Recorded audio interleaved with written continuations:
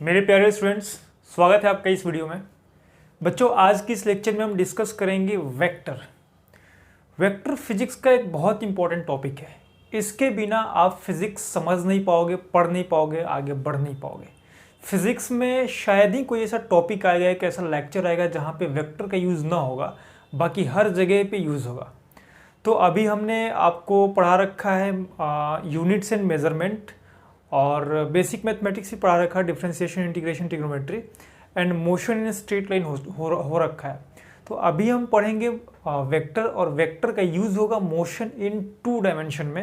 And Newton's law of motion है, फिर उसके बाद वर्क, एनर्जी एंड पावर है। इन सारे चैप्टर्स में वेक्टर का भरपूर यूज़ है।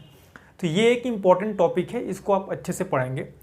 ये एनसीईआरटी में एक सेपरेट चैप्टर के तौर पे नहीं दिया है, पर इसको हम यहाँ पे सेपरेट चैप्टर के तौर पे लेके चलेंगे, क्योंकि यहाँ पे इससे क्वेश्चंस आते हैं और हर चैप्टर में इसका एप्लीकेशन का यूज़ होता है, इसलिए ये इम्पॉर्टेंट है। तो हम इसको सेपरेट चैप्टर की तरह ट्रीट करेंगे, इसके आए हुए क्वेश्चंस का डिस्कशन करेंगे और पूरा डीप में पढ़ेंगे। एकदम बेसिक लेवल से स्टार्ट करेंगे, आपके स्कूल लेवल से, 0 लेवल से स्टार्ट करेंगे और हीरो लेवल तक लेके चलेंगे। मतलब बेसिक से स्टार्ट करेंगे, अप टू जेईई एडवांस तक लेके चलेंगे आपको, ठीक है। तो आइए स्टार्ट करते हैं। मेरा नाम निशांत कुमार है और यूट्यूब पे आप मुझे mister IIT the physics lover के नाम से जानते हैं। तो वेक्टर, बच्चों कोई भी फिजिकल क्वांटिटी होता है, फिजिकल क्वांटिटी आप जानते हैं, यूनिट्स एंड मेजरमेंट में मैंने पढ़ाया था। तो कोई भी फिजिकल क्वांटिटी होता है उसको हम 2 पार्ट्स में डिवाइड करते हैं। एक होता है स्केलर और दूसरा होता है वेक्टर। स्केलर को क्या होता है बच्चे? स्केलर एक्चुअली इसको स्केलर क्वांटिटी बोलते हैं, scalar quantity, and vector quantity.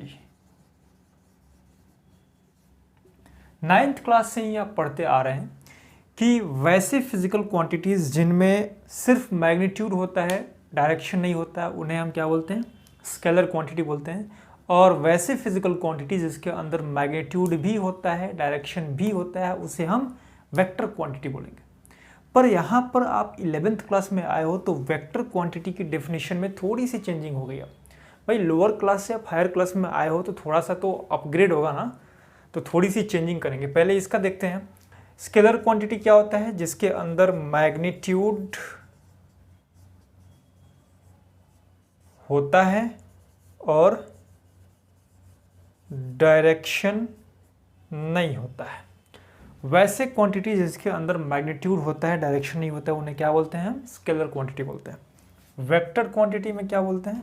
वैसे फिजिकल क्वांटिटीज जिसके अंदर मैग्नीट्यूड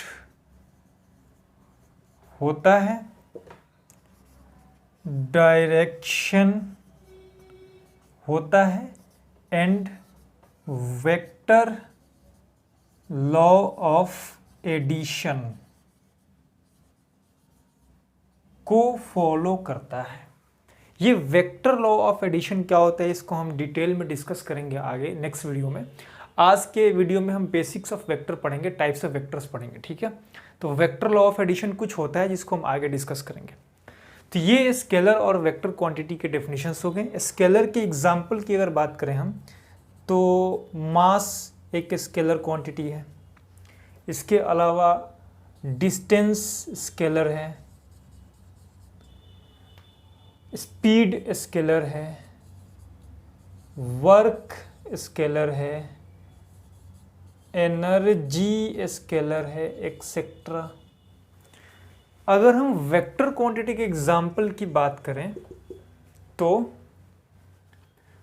फोर्स एक वेक्टर क्वांटिटी है। उसके अलावा यहाँ पे डिस्टेंस है तो यहाँ पर आएगा डिस्प्लेसमेंट, ये एक वेक्टर क्वांटिटी है। फिर वहाँ पर स्पीड है तो यहाँ पर वेलोसिटी आएगा, वेलोसिटी एक वेक्टर क्वांटिटी है। एक्सेलरेशन भी वेक्टर क्वांटिटी है। टॉर्क होता है एक, टॉर्क आप नहीं जानते होंगे, पढ़ेंगे आप जब रोटेशन पढ़ाएंगे तो टॉर्क बताएंगे टॉर्क क्या होता है। टॉर्क भी एक वेक्टर क्वांटिटी होता है, एक्सेट्रा, ये सब वेक्टर क्वांटिटी है। ठीक है, अब जैसे इसको थोड़ा सा डीप में लेके चले तो मास है, मास, तो मास में हम बोलते हैं 4 किलोग्राम। अब हम ये थोड़ी ना बताते हैं कि 4 किलोग्राम इन विच डायरेक्शन, नहीं बताते, 4 किलोग्राम सिर्फ बताते हैं। तो ये जो 4 किलोग्राम है ये क्या है, मैग्नीट्यूड है, डायरेक्शन इसमें नहीं पता। वैसे ही अगर हम स्पीड की वो डिस्टेंस की बात करें तो यहाँ पर वेक्टर स्केलर क्वांटिटी के अंदर डिस्टेंस होगा मान लो 4 मीटर। अब 4 मीटर तो आ गया, पर किस डायरेक्शन में है वो हमें नहीं पता, तो ये क्या हो गया, स्केलर क्वांटिटी हो गया, सिर्फ 4 मीटर। जबकि यहाँ पे अगर हम वेक्टर क्वांटिटी में देखें तो अगर हम डिस्प्लेसमेंट की बात करें, डिस्प्लेसमेंट, तो 4 मीटर इन ईस्ट आ जाएगा, ईस्ट, वेस्ट, नॉर्थ, साउथ, किसी भी डायरेक्शन में एक स्पेसिफिक डायरेक्शन आ गया तो ये वेक्टर क्वांटिटी हो गया। मतलब 4 मीटर आप चल रहे हो पर किस डायरेक्शन में चल रहे हो, अगर वो डायरेक्शन आ गया तो वो डिस्प्लेसमेंट हो गया, वेक्टर क्वांटिटी हो गया। ठीक है, वैसे ही अगर इस फोर्स की बात करें हम तो F is equal to 10 newton in west आ गया। 10 न्यूटन की फोर्स आप लगा रहे हो पर किस डायरेक्शन में लगा रहे हो, और वो डायरेक्शन आ गया तो ये एक वेक्टर क्वांटिटी हो गया। जैसे मान लो कभी भी फोर्स लगाओगे, मैं इस बोर्ड पे पकड़ के धक्का दे रहा हूँ, तो धक्का दे रहा हूँ तो बोर्ड पे मैं एक फोर्स लगा रहा हूँ, तो कोई ना कोई एक स्पेसिफिक डायरेक्शन तो है ना, बिल्कुल है। इस मार्कर से मैं इस बोर्ड पे पुश कर रहा हूँ, बिल्कुल है। उधर दीवार है, एक वॉल लगा हुआ है, इस वॉल पे मैं अपने हैंड से पुश करूँगा तो कोई ना कोई एक स्पेसिफिक डायरेक्शन आ रहा है, तो फोर्स लग रहा है किसी डायरेक्शन में। तो वैसे ही जब डायरेक्शन आएगा, मैग्नीट्यूड के साथ डायरेक्शन जब आ जाएगा तो वेक्टर क्वांटिटी होगा। बट आपको ध्यान रखना है कि वेक्टर लॉ ऑफ एडिशन को भी फॉलो करना चाहिए, तो इसके बारे में हम आगे डीप में स्टडी करेंगे। ठीक है, अभी आप इतना कॉपी कर लें, इसको हम मिटा करके कुछ एक्सेप्शन देखते हैं। अब वीडियो को पॉज करके इसको नोट करो।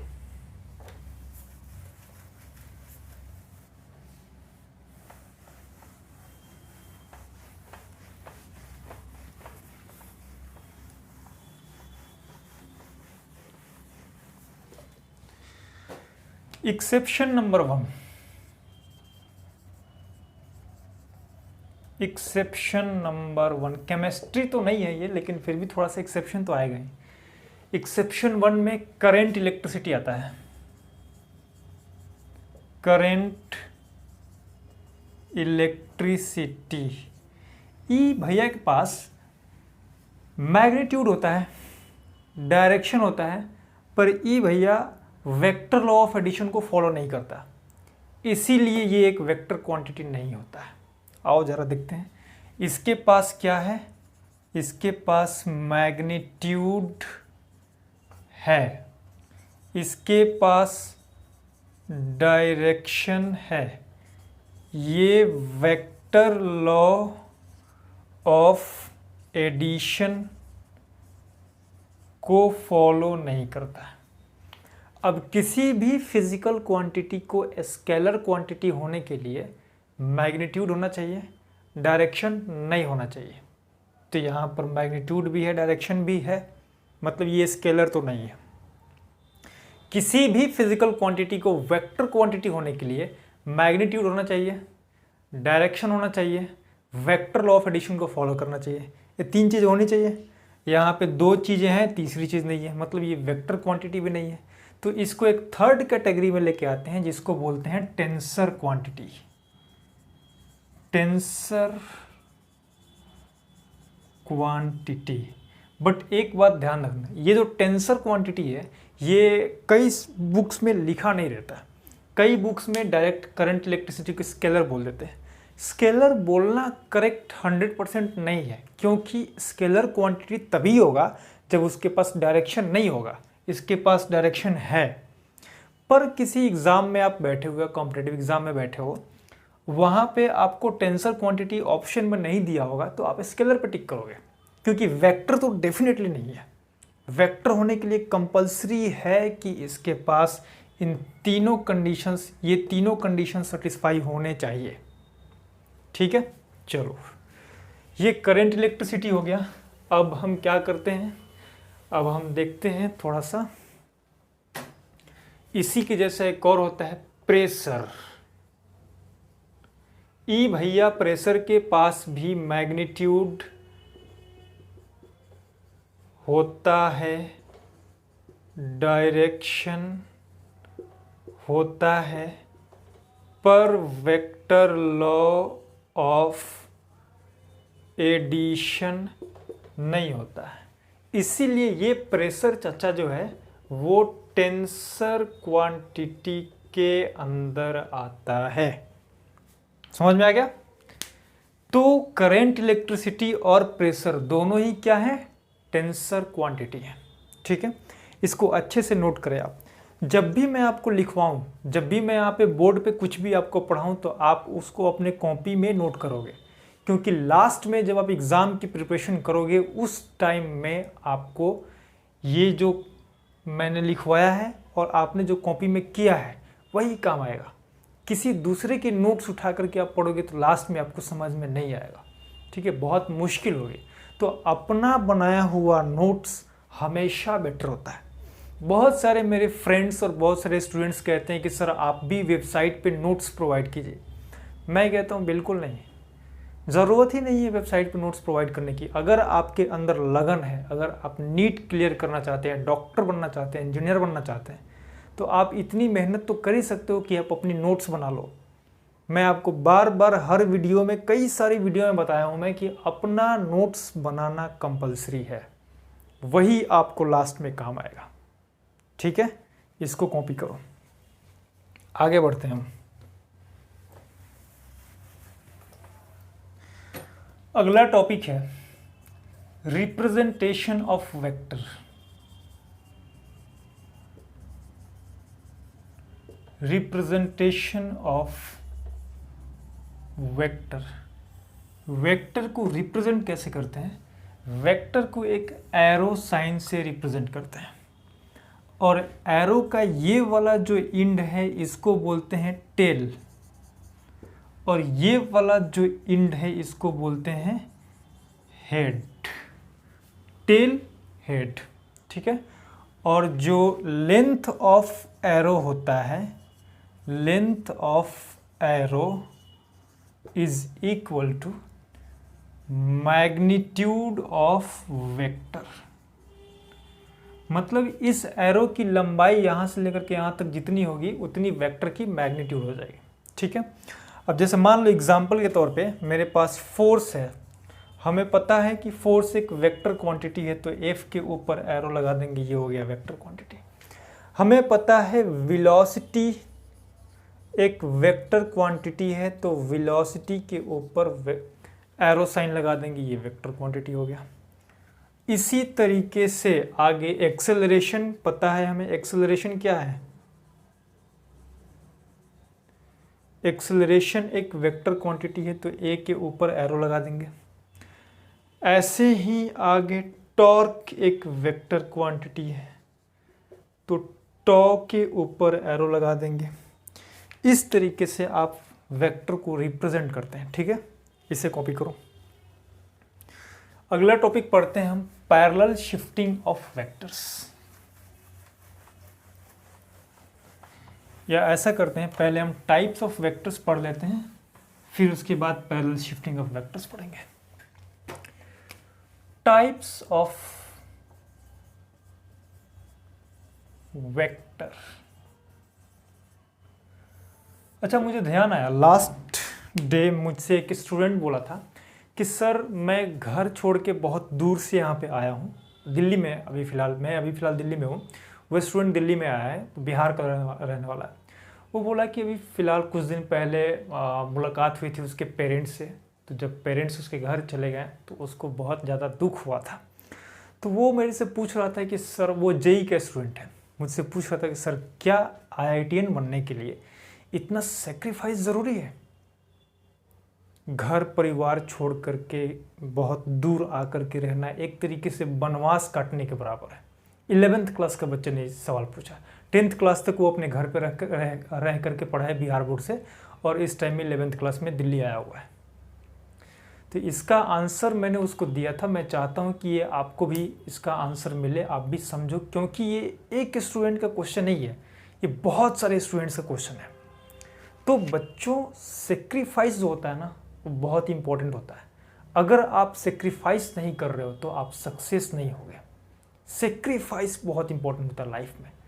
किसी भी फील्ड में आप सक्सेस होना चाहते हो तो सबसे पहली चीज़ जो आती है वो होती है सेक्रीफाइस।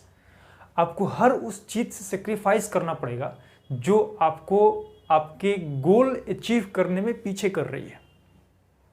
फॉर एग्जाम्पल, आप घर पे रह करके एक IITian नहीं बन पा रहे हो, इनकेस सपोज जहाँ पे आपका घर है वहाँ पे पढ़ाई का वो माहौल नहीं है, वहाँ पे एजुकेशन सिस्टम उतना अच्छा नहीं है, तभी तो आप घर से दूर दिल्ली आए हुए हो। तो वैसे ही कहीं भी आप जा करके पढ़ रहे हो तो ध्यान रखना कि अगर आप घर पे रहोगे, घर पे रह करके तैयारी कर रहे हो, तो आपको वो सारी फैसिलिटीज़ नहीं मिलेंगी। एक रूम नहीं मिलेगा, एक टेबल चेयर नहीं मिलेगा, आसपास के लोग डिस्टर्ब करेंगे, आपको स्टडी मटेरियल नहीं मिलेगा, ओवरऑल वो माहौल नहीं मिलेगा। उस माहौल के लिए आपको घर छोड़ना पड़ेगा, सेक्रीफाइस करना पड़ेगा आपको। अगर आपकी गर्लफ्रेंड है, वो आपको कॉल करती है, रात को 11 बजे कॉल करती है, दिन में 12 बजे कॉल करती है, पढ़ने के टाइम में कॉल करती है, तो उसको फ़ोन करके बोलो कि अभी रुक जाओ, एक बार IIT में चले जाएंगे, उसके बाद बात करेंगे। सेक्रीफाइस करना पड़ेगा। अगर सेक्रीफाइस नहीं होता तो आज के टाइम में हर घर में एक बच्चा IITian होता, हर घर में एक बच्चा डॉक्टर होता। तो IITian बनने के लिए, डॉक्टर का अच्छा काबिल डॉक्टर बनने के लिए आपको सेक्रीफाइस करना पड़ेगा। 5 कीज टू सक्सेस होता है जो मैं हर स्टूडेंट को बताता हूँ। ये 5 कीज टू सक्सेस आपको करियर में बहुत ज़रूरी है आगे बढ़ने के लिए। मेरी अपनी बनाई हुई 5 कीज है। Number 1 sacrifice, number 2 seriousness, number 3 concentration, number 4 consistency, number 5 time management. ये 5 चीज़ें आप अपने अंदर लेकर के आओ। जिस भी एग्जाम की आप प्रिपरेशन कर रहे हो, मैं ठोक करके गारंटी के साथ कह रहा हूँ आप सक्सेस अचीव करोगे। ये 5 चीज़ें फॉलो करना स्टार्ट कर दो। तो आइए फिर से स्टार्ट करते हैं, थोड़ा मोटिवेशन हो गया ज़्यादा। टाइप्स ऑफ वेक्टर तो बहुत ज़रूरी है, मैं बता रहा हूँ आपको। सेक्रीफाइस सबसे नंबर 1 पे आता है। किसी भी एग्जाम की प्रिपरेशन करने में आपको सेक्रीफाइस करना ही पड़ेगा। सो टाइप्स ऑफ वेक्टर, तो नंबर 1 में आता है equal vectors.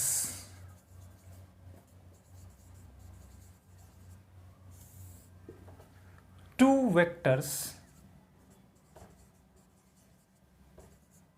Are equal, two vectors are called equal vectors if they have same magnitude, same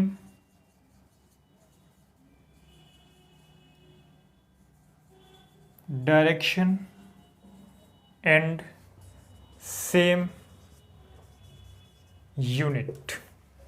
दो वेक्टर्स को आप इक्वल वेक्टर तभी कह सकते हो जब ये तीनों चीज़ हो, same magnitude, same direction and same unit.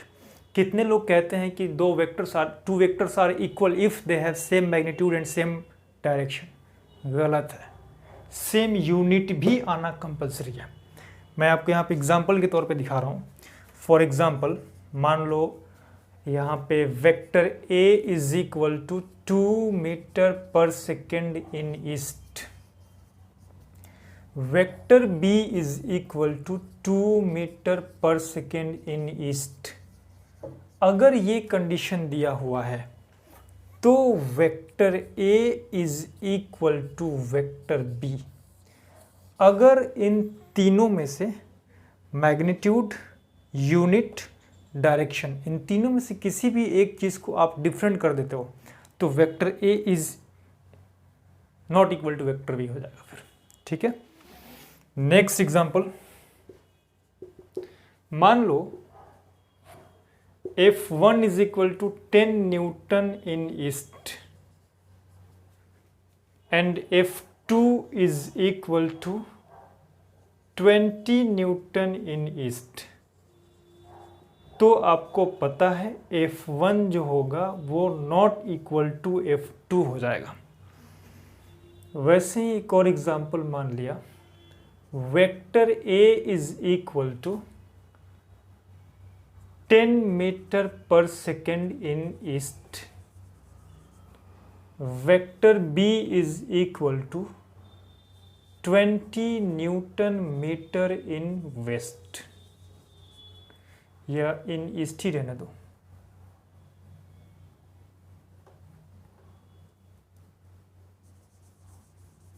अगर ये कंडीशन है तो vector A is not equal to vector B होगा।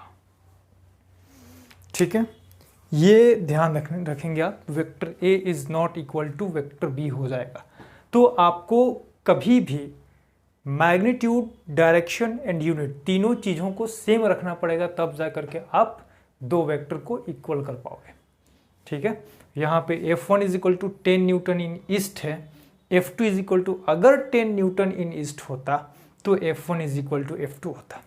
ठीक है, चलो इतना नोट करो, फिर मैं दूसरा सेकेंड नंबर बता रहा हूँ। Second number, negative vectors. Two vectors are negative to each other if they have same magnitude but opposite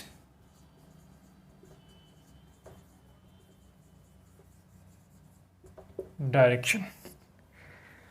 जैसे एग्जाम्पल के तौर पे F1 is equal to 10 newton in east, F2 is equal to 10 newton in west. अच्छा, यहाँ एक चीज़ छूट गया, ऐड कर लेना, if they have same magnitude comma same unit भी होगा।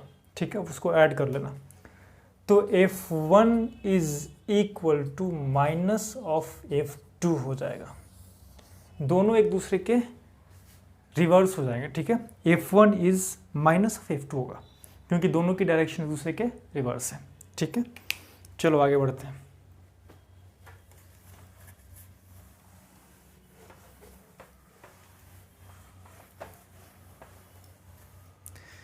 क्या मेरा कैमरा ठीक से काम कर रहा है? यस।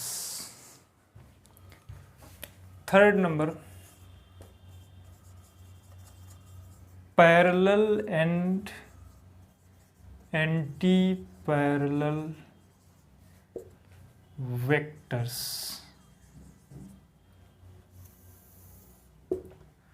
इसमें हम लिख सकते हैं, पहले पैरेलल देखते हैं फिर एंटी पैरेलल देखेंगे। Two vectors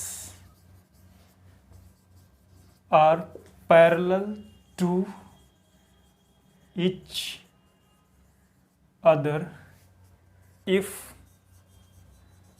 they have 0 degree angle between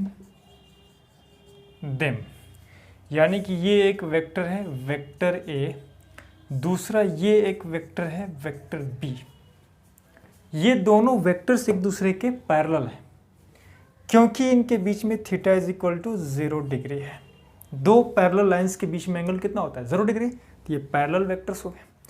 वैसे ही एंटी पैरेलल वेक्टर्स में हम लिख सकते हैं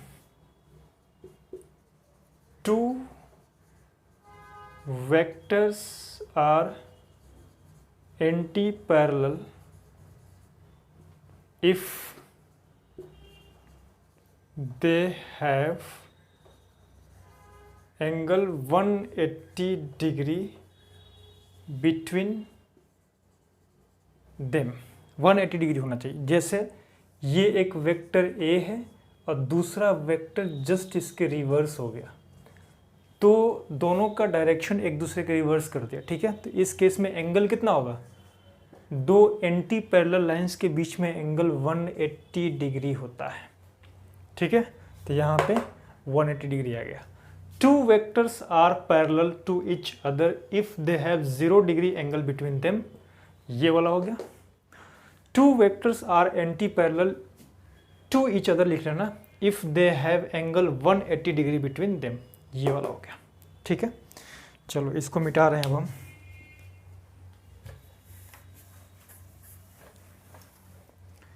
फोर्थ नंबर में है concurrent vectors। concurrent vectors, इसका डेफिनेशन लिख सकते हैं, टू और मोर vectors are concurrent if they pass from a common point or they seem to pass from a common point। कह रहा if they pass from a common point और दे seem to पास, इसका मतलब ये हुआ, ये एक पॉइंट है, यहाँ से ये एक वेक्टर आ गया वेक्टर ए, दूसरा ये चला गया वेक्टर बी, और तीसरा ये आ गया वेक्टर सी। ये केस है तो तीनों वेक्टर्स क्या हैं, कंकरेंट है, क्योंकि एक ही पॉइंट से पास कर रहा है, ठीक है। अब देखो पॉइंट ये हो गया और वेक्टर ए यहाँ पर है, वेक्टर बी यहाँ पर है, एंड वेक्टर सी यहाँ पर है। हमें दिख रहा है कि अगर हम इन तीनों वेक्टर्स को पीछे की तरफ शिफ्ट करेंगे तो ये कॉमन पॉइंट से पास करेंगे। इन्हें डॉटेड लाइन से हम दिखा दे रहे हैं, यहाँ पे डॉटेड लाइन, अगर हम इन्हें पीछे शिफ्ट करेंगे तो ये कॉमन पॉइंट से पास करेंगे, तो इन्हें भी हम कंकरेंट वेक्टर बोल सकते हैं, ठीक है। इसे नोट करें, इसका डायग्राम बना ले आप। नेक्स्ट आगे देखते हैं collinear vectors.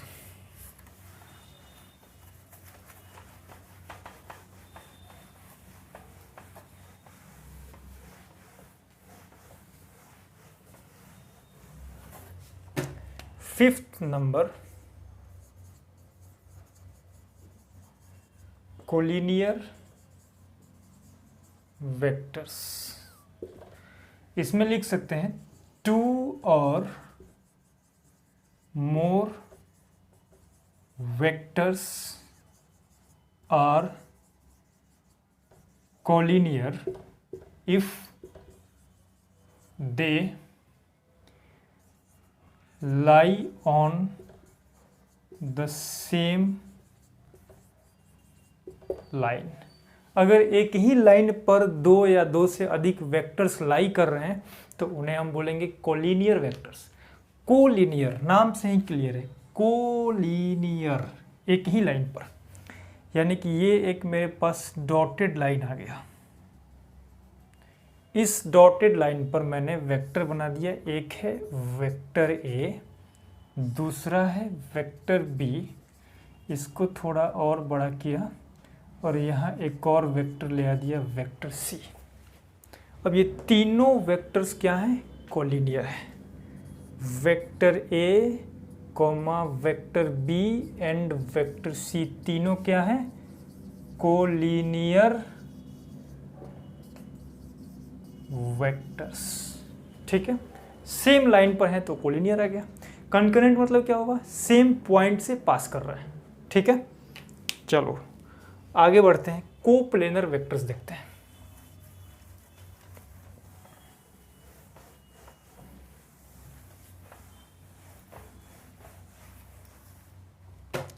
Six number coplanar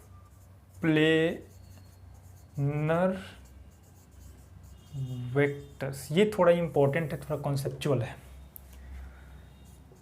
2 or more vectors are coplanar if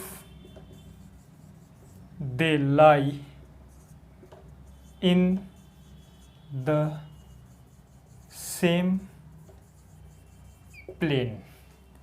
coplanar से क्लियर है, सेम प्लेन में होना चाहिए। अगर सेम प्लेन में लाई करेगा तो क्या होगा? Coplanar. 2 or more vectors are coplanar if they lie in the same plane। अब इसको समझने के लिए हमारे पास 2 या 2 से अधिक कलमों की ज़रूरत है। चलो पहले हम 2 ले लेते हैं कलम। ये हमारे पास 2 पेन है, ये है ब्लैक कलर और ये है ग्रीन कलर, ठीक है। देखो ये 2 वेक्टर्स हो गए। ये दोनों वेक्टर्स किस प्लेन में है? कह सकते हो ये वाला वेक्टर एक्स एक्सिस में है, ये वाई में है, तो ये कौन सा प्लेन हो गया? ये कौन सा प्लेन हो गया? एक्स वाई प्लेन हो गया। तो एक्स वाई प्लेन में आ गया ना, एक ही प्लेन में है। नहीं समझ पा रहे हो तो ऐसे देख लो, एक ही प्लेन में आ गया। अरे देखो सेम प्लेन में आ गया। कौन से प्लेन में आ गया? बोल सकते हो एक्स वाई प्लेन बोल सकते हो, वाई जेड प्लेन बोल सकते हो, एक्स जेड प्लेन बोल सकते हो। ऐसे समझना आसान है, ये एक्स वाई प्लेन में है, एक ही प्लेन में आ गया। अब हम इसको क्या करते हैं, ऐसे था ना, इसको रिवर्स करके थोड़ा सा इसको टिल्ट कर देते हैं ऐसे। ये कौन सा हो गया? हमें पता है कि ये वाला जो एक्स एक्सिस होता है ये हम वाई एक्सिस अज्यूम कर लेते हैं ऐसे, और ये जेड एक्सिस अज्यूम कर लेते हैं। तो ये प्लेन कौन सा प्लेन हो गया? एक्स जेड प्लेन हो गया। तो ये दोनों वेक्टर्स किस में आ गए? एक्स जेड प्लेन में आ गए।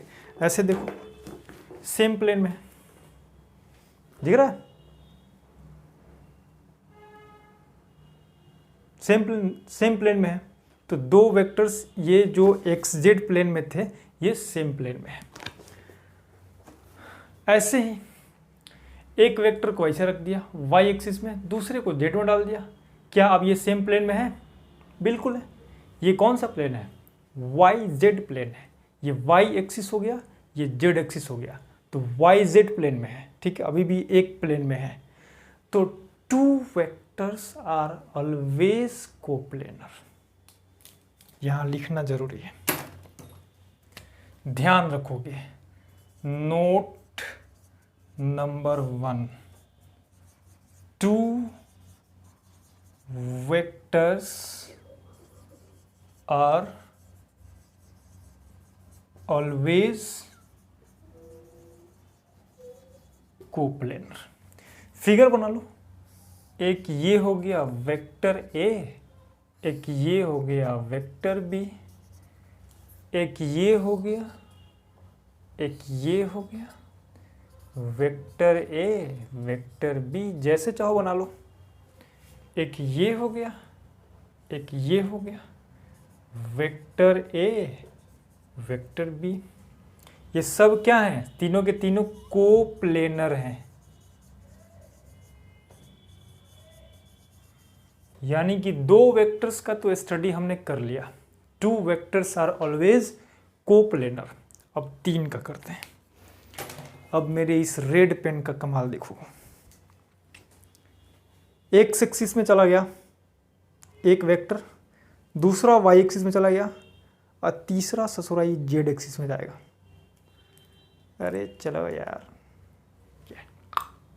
जरा बताओ क्या ये तीनों एक ही प्लेन में है? अब बताओ, पहले वाला तो बड़ा आसान था, ये मतलब देखो ये तीनों के तीनों एक प्लेन में अब नहीं है। ये कौन से प्लेन में है?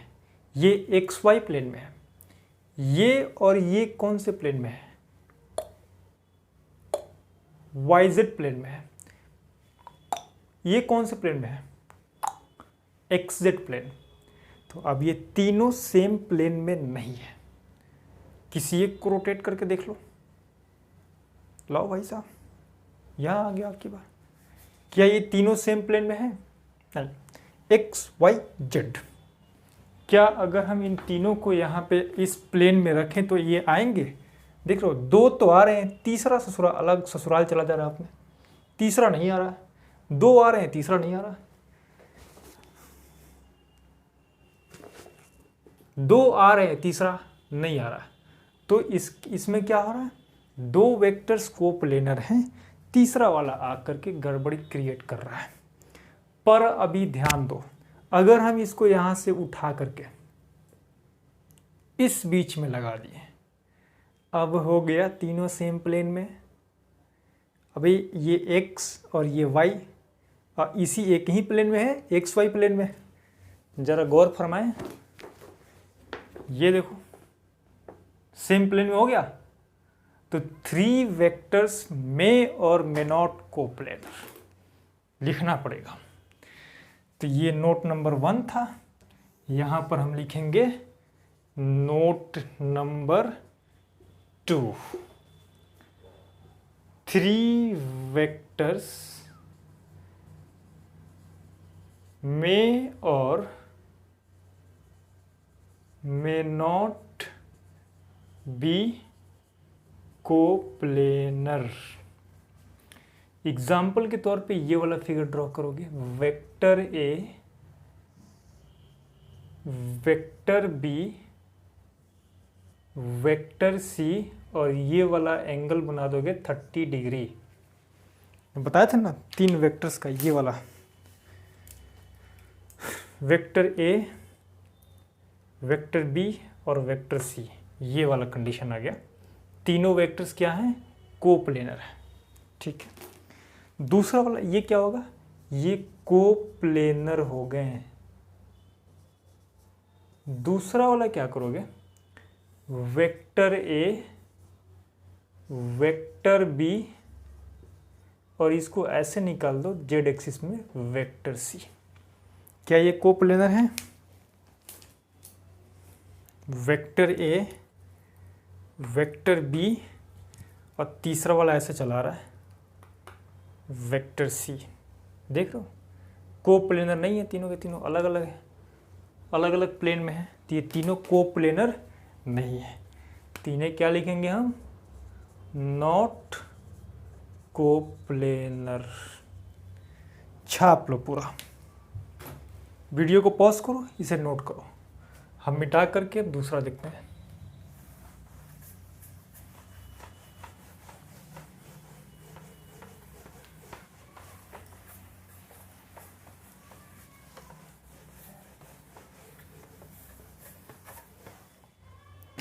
सेवन नंबर, 0 या नल वेक्टर।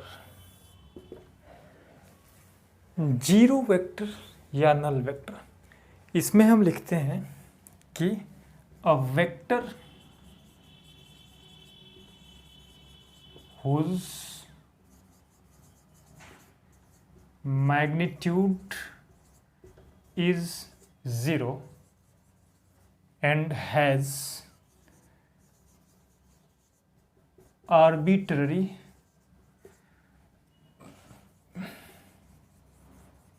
डायरेक्शन। आर्बिट्ररी का मतलब होता है कोई भी डायरेक्शन, कोई भी, मतलब स्पेसिफिक डायरेक्शन नहीं होगा। जैसे मान लो मैंने तुमसे कहा फोर्स है 0 न्यूटन। अब 0 न्यूटन किसी भी डायरेक्शन मान लो, उसको ईस्ट में बोल दो, वेस्ट में बोल दो, नॉर्थ में बोल दो, साउथ में बोल दो, क्या ही फर्क पड़ता है, कोई फर्क नहीं पड़ेगा। तो आर्बिट्ररी डायरेक्शन होता है। तो ये है 0 vector. A vector whose magnitude is 0 and has arbitrary direction, उसको क्या बोलेंगे हम, 0 वेक्टर। जैसे वेलोसिटी की बात करें तो 0 मीटर पर सेकंड। अब 0 मीटर पर सेकंड कौन सा डायरेक्शन भैया, किसी भी डायरेक्शन मान लो, क्या फर्क पड़ता है। ठीक है, तो ये हो गया क्या, ये हो गया 0 और नल वेक्टर। 0 वेक्टर को ही नल वेक्टर बोलते हैं। चलो नेक्स्ट देखते हैं 8th नंबर, जो कि थोड़ा इम्पोर्टेंट है, उसको बोलते हैं unit vector. 8th number, unit vector, इसका आगे यूज पड़ेगा बहुत। A vector whose magnitude is 1, इसी को बोलते हैं यूनिटी, मतलब 1 होता है। And used to tell the direction of vector. Unit vector एक ऐसा वेक्टर होता है जो कि वेक्टर की प्रजाति से एकदम अलग होता है, जिसका मैग्नीट्यूड हमेशा 1 होगा और वो दूसरे वेक्टर्स की डायरेक्शन बताने के लिए यूज होता है, दूसरे वेक्टर्स की डायरेक्शन। ठीक है, आगे चल के आप जब फिजिक्स पढ़ोगे बहुत ज़्यादा डीप में, आपको अच्छे से समझ में आएगा। ये दूसरी वेक्टर की डायरेक्शन बताता है। इसका यूज़ क्रॉस प्रोडक्ट में ज़्यादा होता है, वो आएगा, क्रॉस प्रोडक्ट बाद में आएगा, अभी लंबा टाइम है उसमें।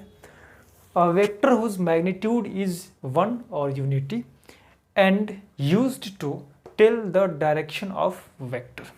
किसी दूसरा वेक्टर यहाँ पे लिख सकते हो, अदर वेक्टर लिख सकते हो, तो use to tell the direction of vector, उसको क्या बोलेंगे हम? यूनिट वेक्टर बोलेंगे।